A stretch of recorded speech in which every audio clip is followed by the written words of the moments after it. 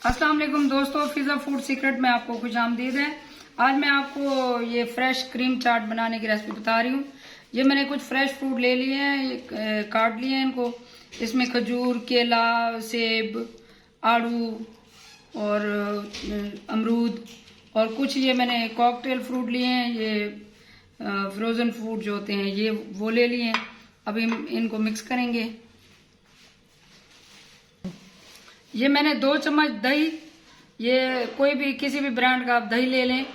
ये 2 चम्मच दही और 2 ही बड़े खाने के चम्मच ये क्रीम ले लिया मैंने, वो हम इसमें ऐड करेंगे। इसको हम अच्छे से मिक्स कर लेंगे। ये क्रीम और दही मैंने डाली थी ये इसमें, इसको अच्छे से मिक्स करेंगे।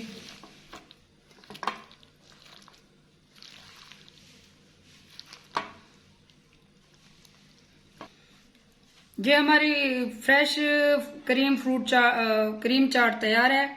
ये तकरीबन ये 1 मिनट में बनने वाली रेसिपी है। आप इसको ट्राई करें और कमेंट्स करें, फिर लाइक करें, शेयर करें और मेरे चैनल को सब्सक्राइब करें। दुआ में याद रखें। अल्लाह हाफिज।